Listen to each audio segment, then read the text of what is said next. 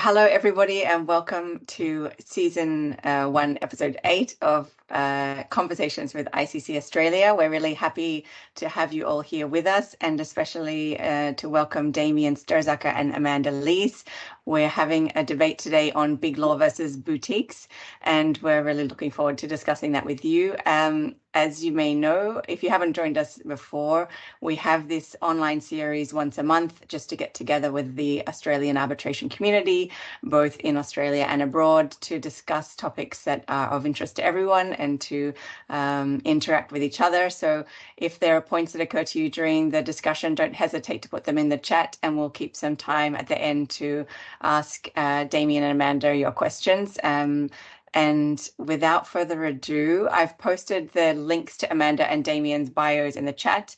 Damian is a partner at Mark Lawyers in Sydney, and Amanda is a partner at King & Wood Mallesons in Singapore.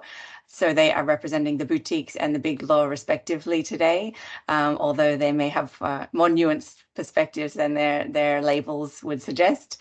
And we will get started.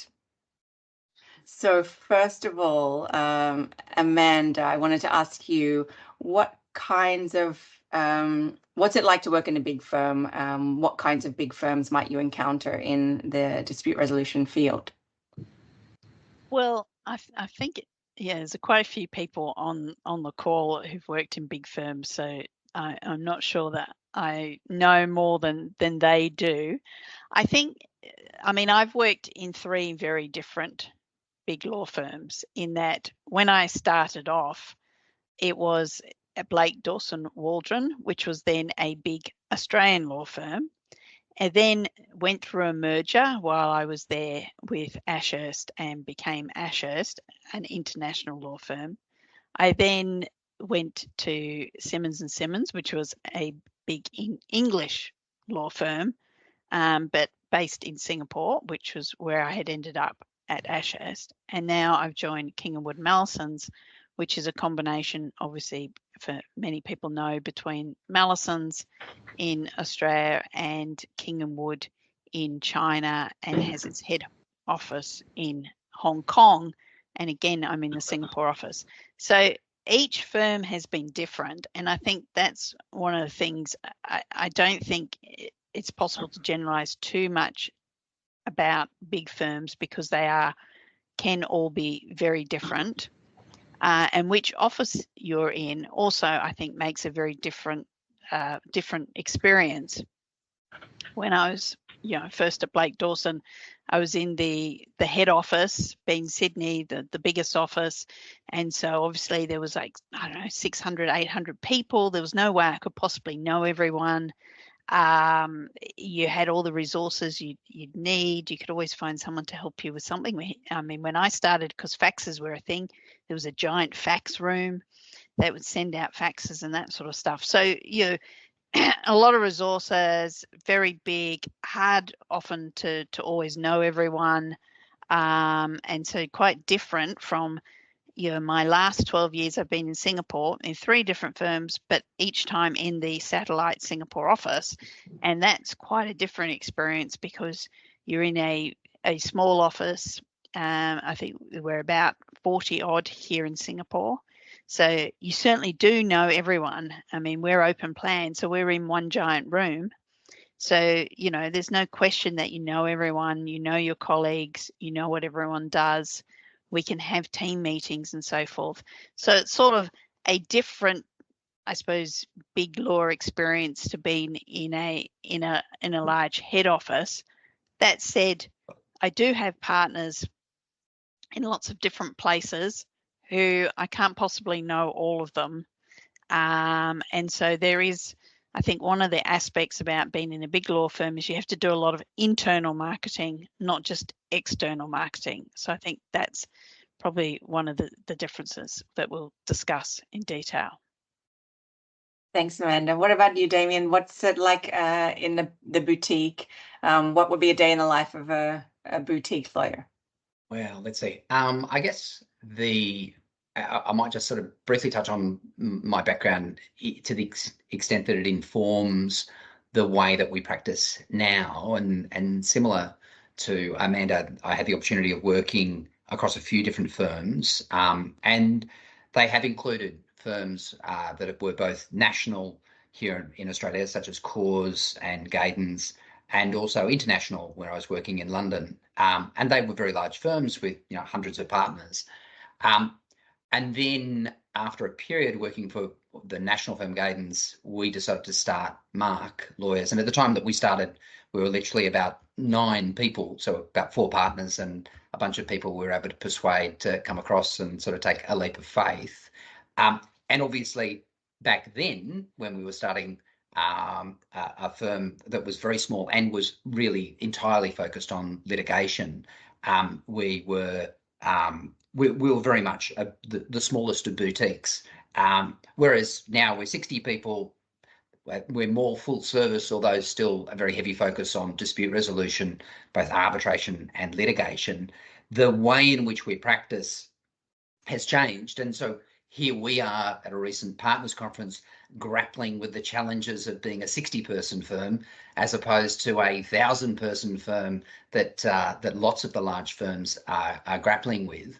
So the way in which we practice and the way in which I practice from my days in a big firm hasn't changed much, because as all of us, particularly those people on the call, would understand, your relationship with clients is very similar. The way in which you practice law is fundamentally the same.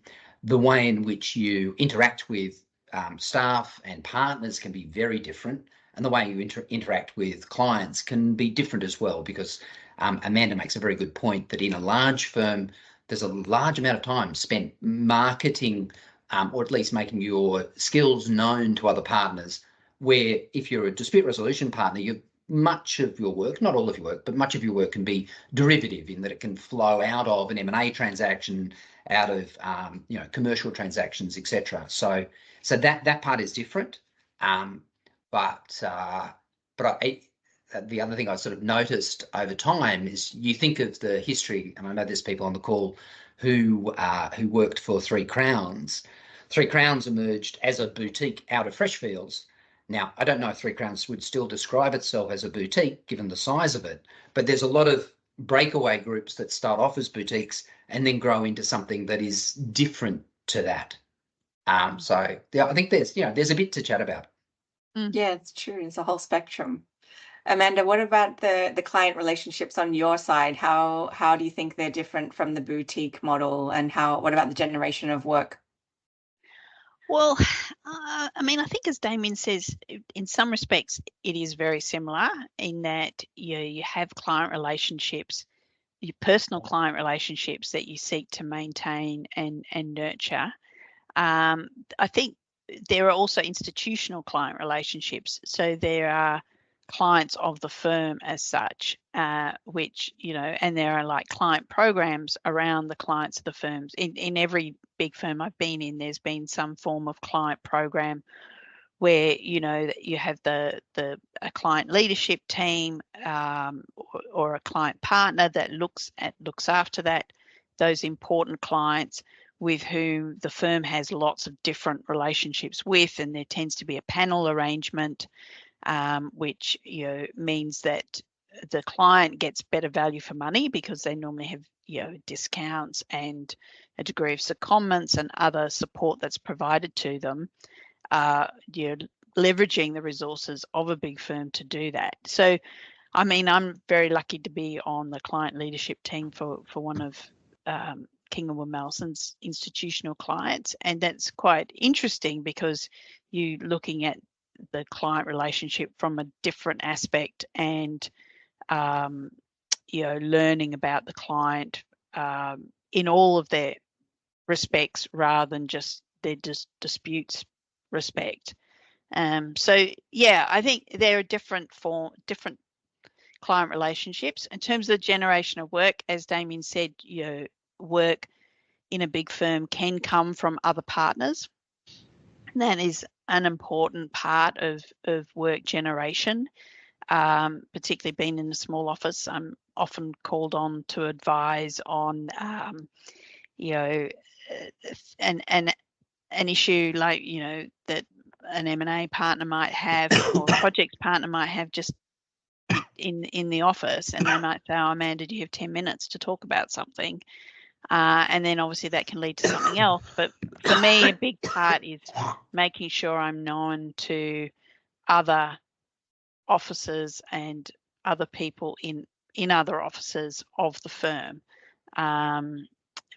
And also because, I'm relatively new to the firm as well. I only joined 3 years ago during COVID. So, I haven't had the opportunity to build those relationships that might be different if I'd been in the firm for 10, 20 years. So, I think things are very individual, but that's certainly been a focus at every big firm I've been at is, well, how do you get yourself known more broadly within the firm, because there are so many more people to know, brings more opportunities, but also does bring challenges in that respect. Yeah. I can probably chime in there just because I think this issue in relation to marketing and client relationships is a really interesting one and can be a differentiator as to the way in which we act. On the one hand, I've certainly had clients that have followed me from large firms to Mark, and so for them, that they didn't see any difficulty with the sort of work that they were giving me at large firms with all the resources that we'd be able to handle them, and I'm sure that would be the case with most of the people on the call.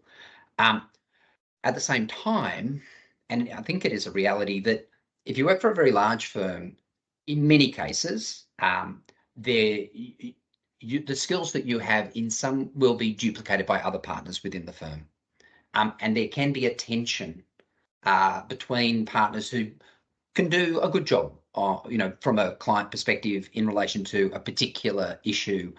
And so that aspect tends to be avoided in a boutique, not solely, there's not a lovely Alice in Wonderland situation where, partners aren't interested in the same work and would like that, that brilliant case that's coming in.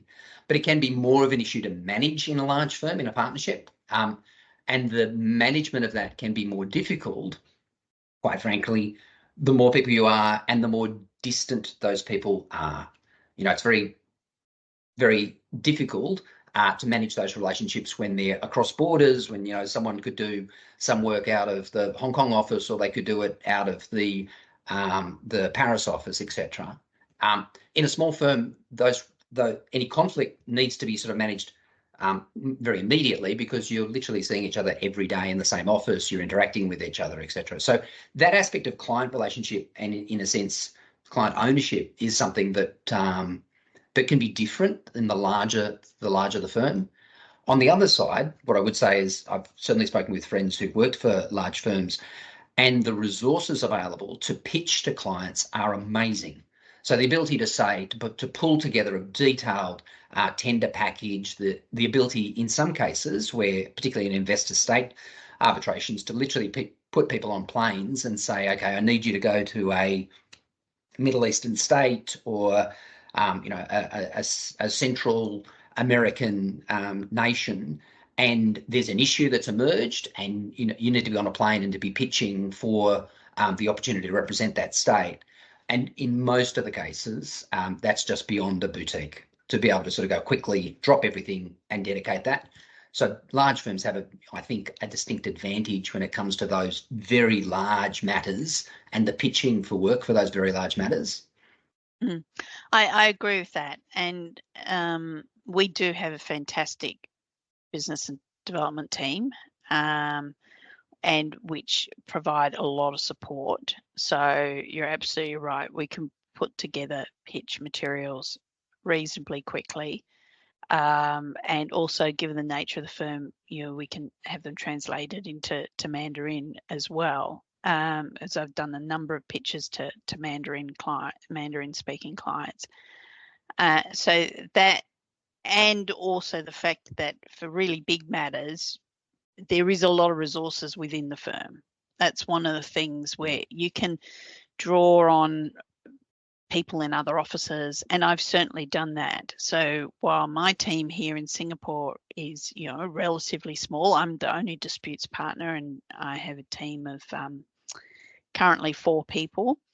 But there's a lot of resources in Hong Kong and in the Sydney team and in China who I can also draw on if it suits the matter and if the matter needs that greater level of resources. We've also got a fantastic legal technology team, as I know all big firms do, which means, you know, you can get help with discovery and those sorts of things. So for really big matters with a lot of documents, I think there are some advantages that big firms have. That said, there's a lot of now co-counselling that goes on. Yeah. And I think that that's a really, you know, a nice development and a good development where you have small firm working with a bigger firm in order to address some of those issues, you know, people doing joint pitches and so forth. Yeah, no, I agree. I think that is a good development, and particularly if it, in the work that we're doing, which is cross-border, in circumstances where you really do need local counsel. So you need someone, and particularly if in your circumstance you don't have an office in that particular location, being able to co-opt local counsel and say, well, we're going to work with you. It might be an Indonesian firm, for example, and you go, okay, yep, we're going to work together on that, and you'll deal with some local law issues, we'll deal with the arbitration issues, is a pretty big one. Coming back to the marketing aspect, I was reminded of this literally today. All of us get invited to contribute to pitches for things like Chambers, Legal 500, etc. And on the one hand, I miss the days of literally being able to turn to the marketing department and say, you know, can you put together the submission, etc. But what I don't miss, quite frankly, is, you know, you're allowed to put in 10 of your best cases, and there's a whole bunch, you know, you've got 20 litigation dispute resolution partners all going, well, pick me. I don't miss that because, you know, the matters that I'm handling in arbitration, you know, within our firm, and we've got a range of other dispute resolution partners. So coordinating that stuff, you miss the marketing person, but on the other hand, the ability to just go, okay, this is the stuff, we know it, etc. That probably also reminds me of the situation in relation to responsiveness. If a client approaches us and asks if we're interested in doing work, the ability to get clearance on that is very quick. It's not quite at the time that in the past, in an open plan office, I literally could put my head up and say, you know, have we ever acted against Acme Co? And I'd get a series of, you know, shaking heads, and it was like, all right, that's our conflict search. It's a little bit more complicated, but it's very quick. And I know that it's just not as quick as that in a big firm. So big firms sometimes have that disadvantage of being conflicted out of really interesting work because, you know, a partner in Rio is, you know, the client relationship partner for the other side. Yeah, I mean, the conflicts is just one thing that you have to deal with in a big firm. Some firms do it better than others, in my experience. You need to have processes for how to manage those conflicts. Generally, I think people are pretty reasonable, but again, that varies from firm to firm and office to office. And yeah, it's a longer process. I must say that at KWM, our conflicts team are really good and probably the fastest team that I've ever dealt with over the 20 plus years I've been in practice.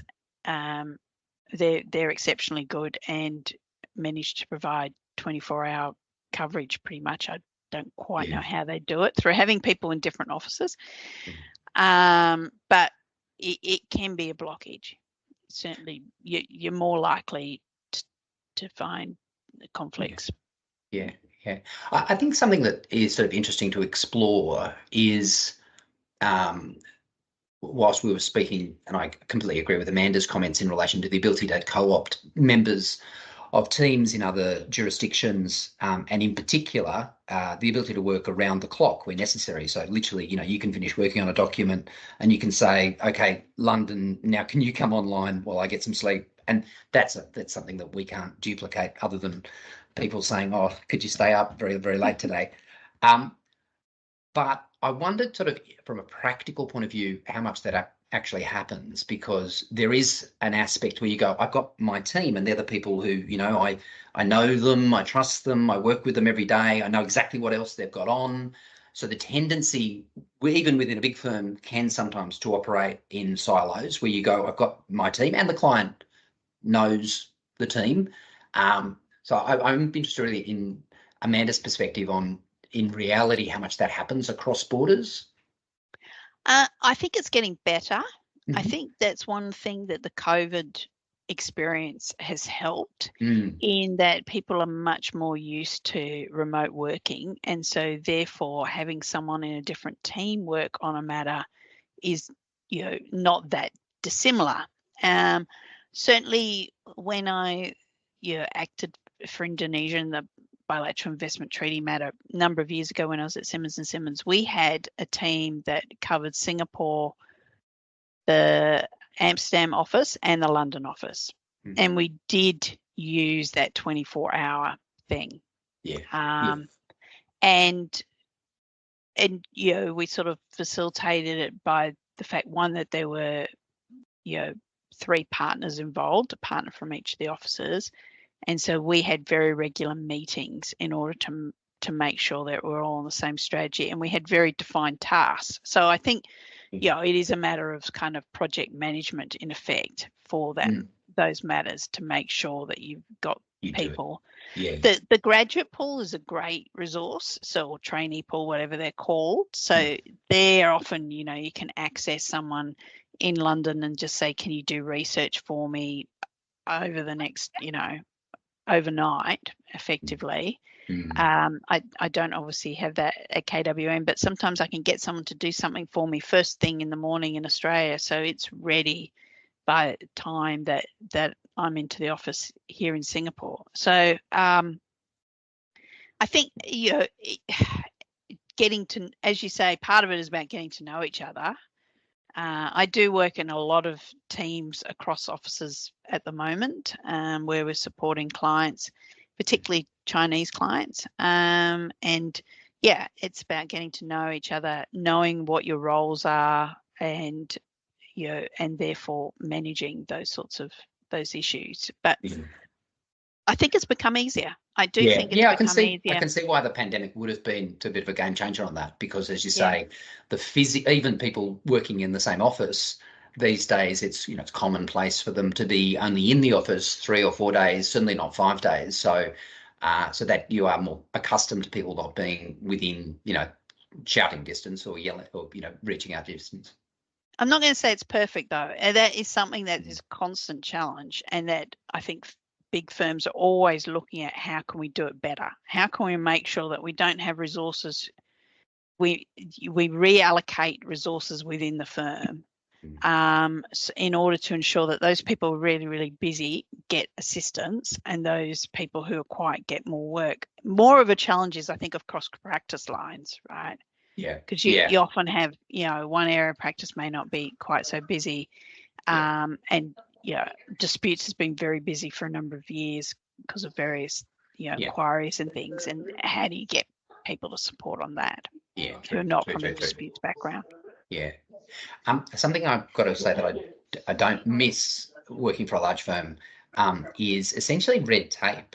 And the thing that I was reminded of is in relation to promotions. And at least at the firms I worked at previously, there was a very structured approach in relation to elevation, essentially from solicitor to senior associate and then through to partnership, more or less because if someone was putting someone forward, it was very difficult for other partners to know who that person was, and so therefore it tended to come back to the how persuasive the pitch was, as opposed to necessarily the quality of the person.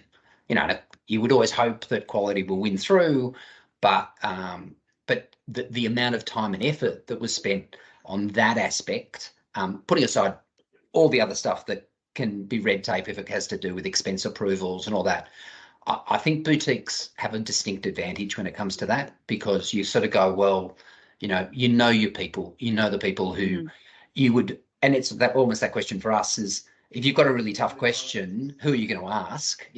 Which solicitor do you send that email to? and you go, okay, well, I know I'm going to send it to this person. That's the person who's more likely going to be elevated. And it's known by all of the partners, not just, the partners in the Hong Kong office or wherever. Yeah. Oh, that's certainly. I mean, again, it's pluses and minuses, isn't it? On the other side, the advantage that Big Law has is very structured education programs. Yes, true. So, the graduates come in, they do a certain number of rotations, they have amazing kind of induction and education program through that time.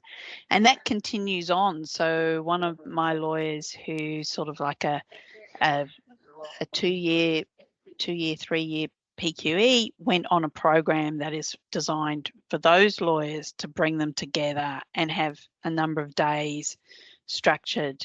We've got programs for senior associates. We've got programs as people coming up towards partnership. So I think yes, it is more structured, it is more formalistic in terms of approving those things, but it also brings with it, there are really fantastic education programs. And, so that is a positive side of it. Yeah, it's true. And the ability even, to run your own college of law within a law firm is a pretty big advantage for graduates as well. So that is really good. And making sure that, the quality of the CPD is really high is a big advantage. I said it's interesting with boutiques, and you were referencing back in the old days of, the fax room or the photocopy room, and we all remember those days. But it reminded me of, in a sense, the democratization of law, in that we all know that even big firms, of course, don't have photocopy sections. It all goes out to other providers like Law and Order.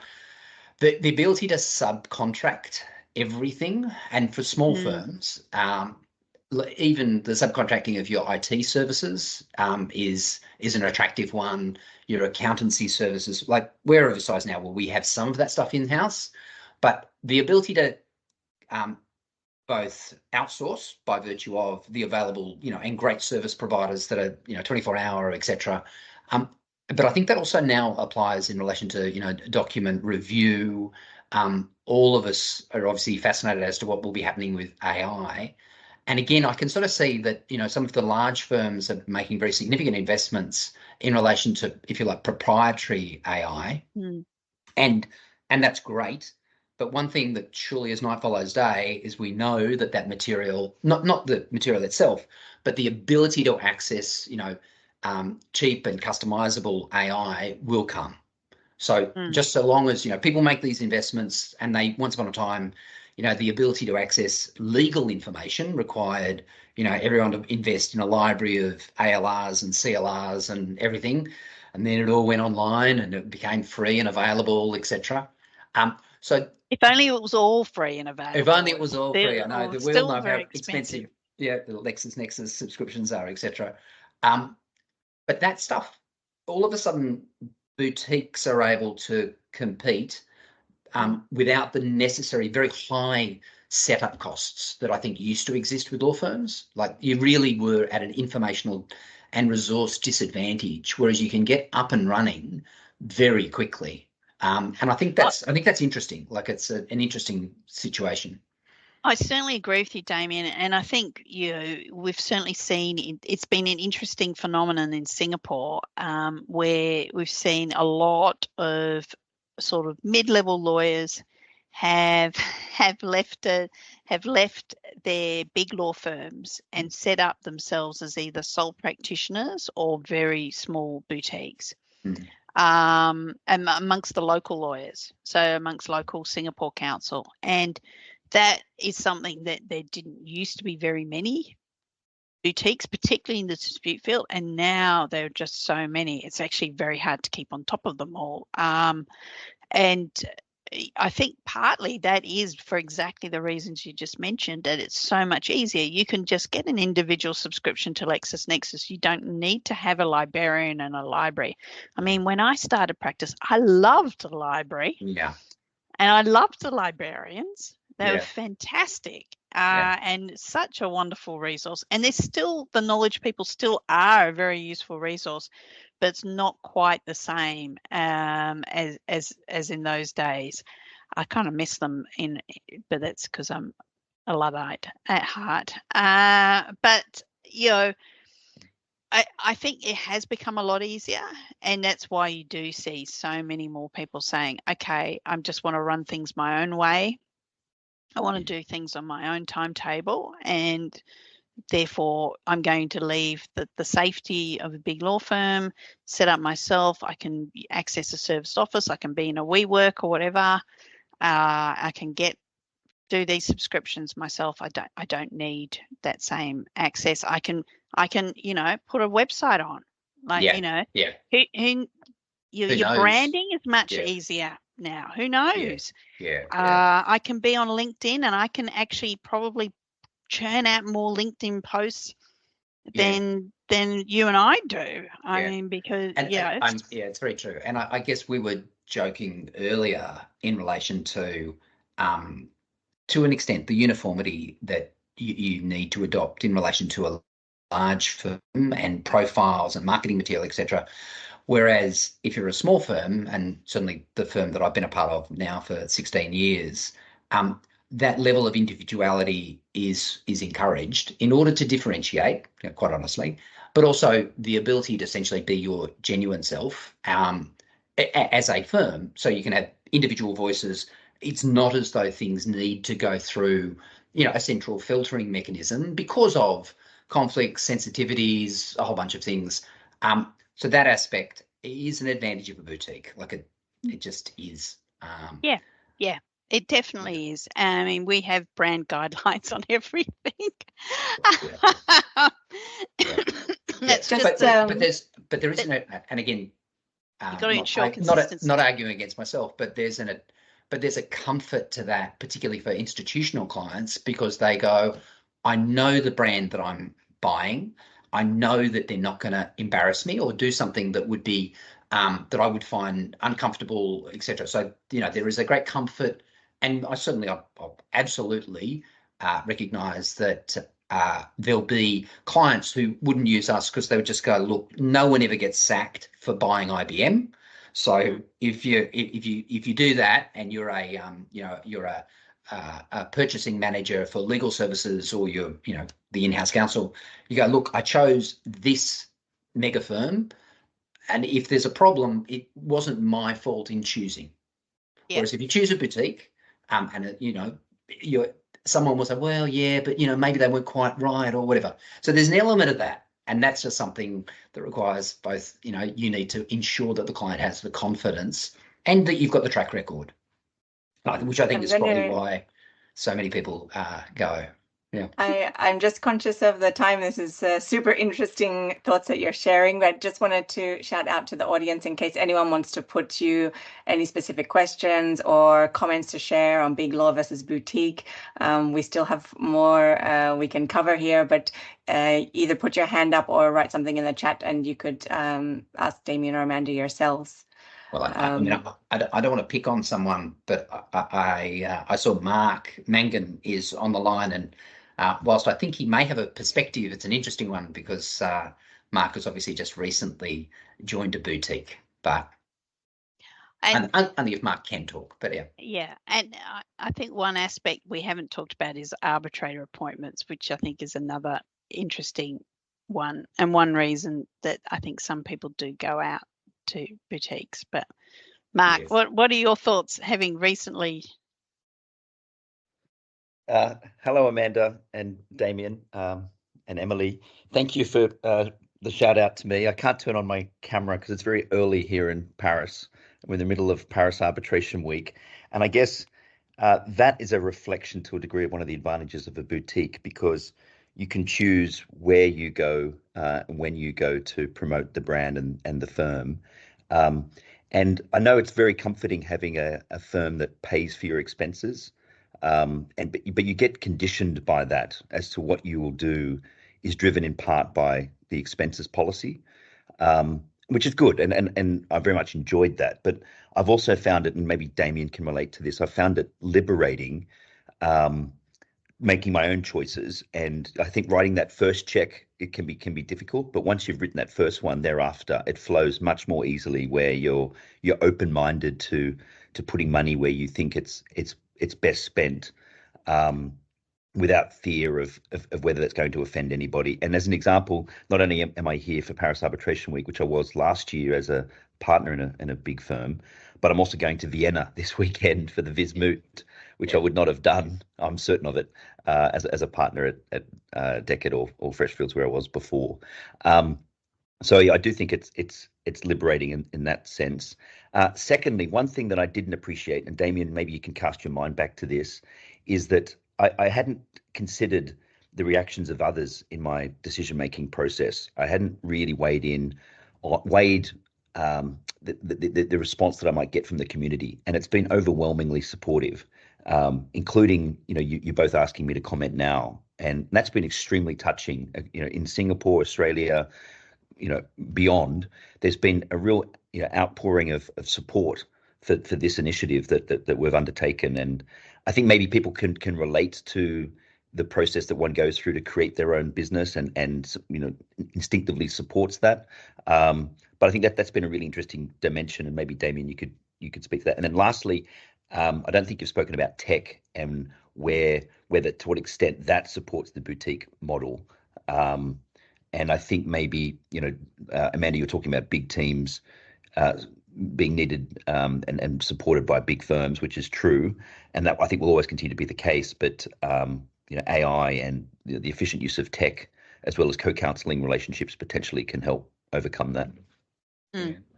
I can address Mark's point in the context of the support for boutiques. It depends on who you're talking to. Like, there's a profile of client that we have that are very supportive, particularly those clients that are entrepreneurial or as they develop into unicorns, etc. So they're like, great, you started something, I started something, I can relate to you as an entrepreneur as well as a lawyer. So I think there's an element of cohesion on that front. As I said earlier, I think institutional clients, not so much. And around the partners table, we were joking the other day, we had pitched for a panel appointment for a very large institution and weren't appointed. And we were a bit like, should we just, next time we get up, because we get asked, should we just say no? Because we just don't want to. And we sort of think, well, in many cases, you're looking for something that we are not. It's polite of you to ask, but we're not that. So, in a sense, and many of you would know that the firm was set up on the basis of not using time billing and moving away from that approach, both from a culture perspective within the firm, but also from a client perspective. So most of our work is done either on retainer or by way of fixed fees. So when you're approached for a panel appointment and they say, we are only assessing you on the basis of your hourly rates, you feel like you're speaking a different language. Like you say, that's not how we do it. And they say, yeah, I know, and it just doesn't quite mesh. So that part, we did actually speak a little bit about AI and why we think that AI and other forms of technology will really help and continue to help boutiques. So, and we're really excited by that. In fact, tomorrow I'm with Erica, who's on the call. We're speaking on the question of AI at the Australian Disputes conference. So again, it can only be good news for boutiques in the context of that access to information on sort of a global level. Yeah, I think,